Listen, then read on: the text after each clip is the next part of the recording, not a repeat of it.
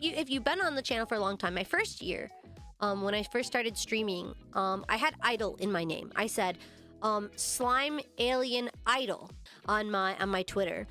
And then, if you didn't know, I actually sustained like a more serious vocal injury, like a year and a bit ago. I went to like the doctor and he was like, yeah, you need to like stop. And I was like, oh my God. Like literally they're at the point where they were like, yeah, you should probably like not do stream and stuff. You should. And so it was like really, really tough. So at that point, even though the whole reason I got into VTubing in the first place was because I wanted to sing, I actually took, I did it really quietly. I don't think people really noticed, but I actually took idol out of the name of my Twitter profile. It's still not there. It's not there anymore, but I quietly took idol out of my title. And I took it out of my lore. And I took it, like, I just was like, you know, we're not singing. We're not a singer anymore. Yeah, I took idol out of the name, and I actually stopped singing for a year. I stopped going to vocal lessons, because the thing is that when I first started streaming for the first year, I was just singing. I actually didn't know that I could sing. I just wanted to sing really bad. And I remember during my debut, I sang,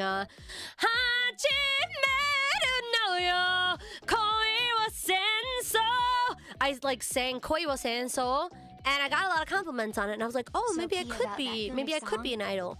And I think, but I was really hesitant to like go see a singing coach or like take it really seriously until, because there was a singing school that like wasn't super far from me, and I thought, oh, maybe I'll go there. That'd be kind of cool to like take lessons, but it's like one of those things where like you pass by, you know, like a thing every day and you think, oh, maybe one day I'll go there, maybe one day I'll go there, maybe one day I'll go there, and then you don't because you're busy, or like you're not good enough, or you're actually too bad, and you don't want to like know things about yourself like that you would uncover by going to a place like that.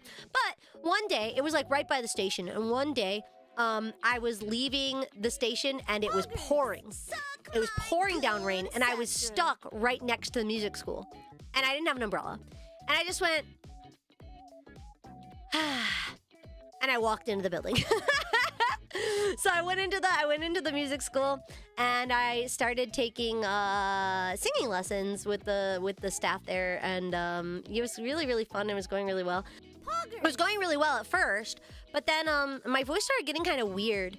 And I remember even the teacher commented on it. She said, are you okay? Because your voice sounds very odd. Like, it doesn't sound right. And, like, I'd been seeing her for a whole year at this point, and she was like, it doesn't sound right. Because, like, again, this was, like, in my second year of streaming.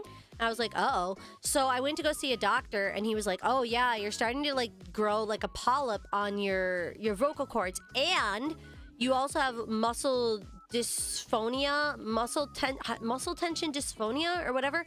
It's like a thing where like you wrecked a different part of your throat, and so you didn't realize that you had an injury, and you started using a different part of your throat that you're not supposed to use to produce sound, like, basically. So I had a job prior to the probing department where I had to talk a lot. I mean, I talk a lot at this job, but I had to talk like 8 hours every day, loudly and excitedly and energetically. You can kind of guess what kind of job it was.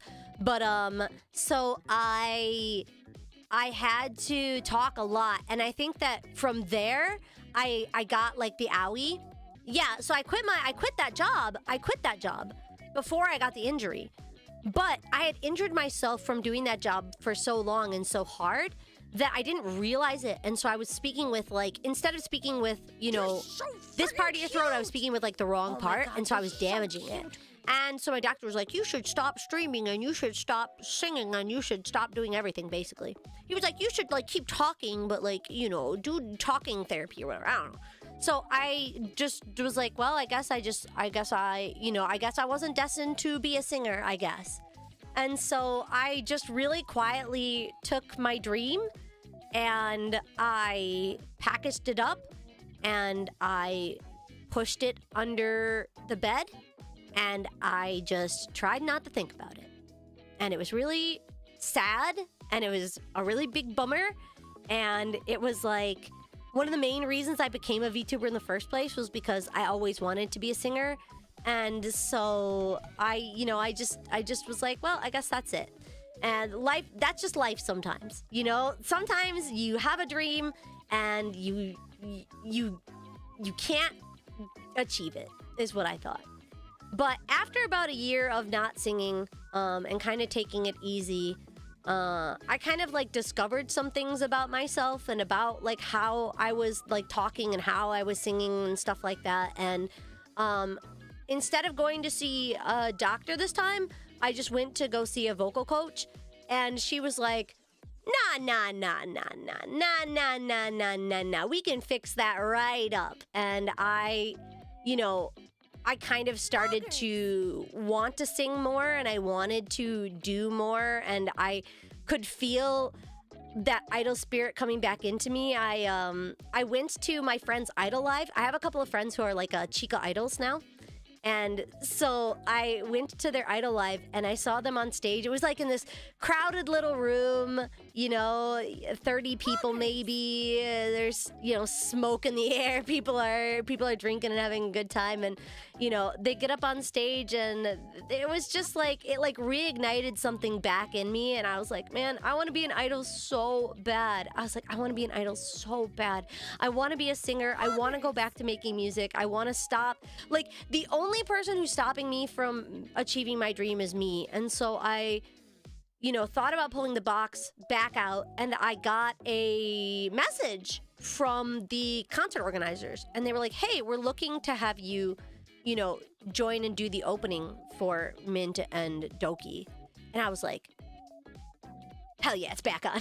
It's back on, baby. And so I pulled out that box. I like blew off all the dust, threw open the lid, and it's like nice. It's like seeing an old friend again after a long time. Like, I spent so long thinking like, oh, well, if I want to stream, I can't sing. I can't have both. And now I don't, I think that there is like a place where I could do both. I think that I can be a streamer and I can be an idol and I can be all the things that I want to be. So I'm gonna do something right now. Okay. I'm gonna do something right now. I'm going to x.com and I'm gonna change my name. I'm gonna change my name back to PiaP Slime Alien Idol VTuber. And it's done. Thank you, everybody, for believing in me and for supporting me. And I wouldn't have been able to go to be on this stage today if not for you guys. So thank you so much. That calls for a PiaPiRD. I thought that I wouldn't be able to do this kind of thing anymore, and so I'm so glad I get to. I'm going back, and I'm gonna be able to achieve my dream, and that you guys are in my corner, and I'm just really excited for the future. And I never thought that I'd have an opportunity like this, where not only would I get to dance on a big stage, that I'd be able to open for people that I respect so greatly, and work with people that are so talented. And so I just really want to thank you guys. Like, if you guys didn't, come to see me, if you guys weren't, hyping up my silly little posts on Twitter and all the other things, like, I wouldn't be here today. Like, I think sometimes streamers take for granted, that their chat, will always be there and always support them. And I just really feel really lucky that I have such an amazing chat, and I have so many people who really believe in my dream, even when I don't believe in my dream.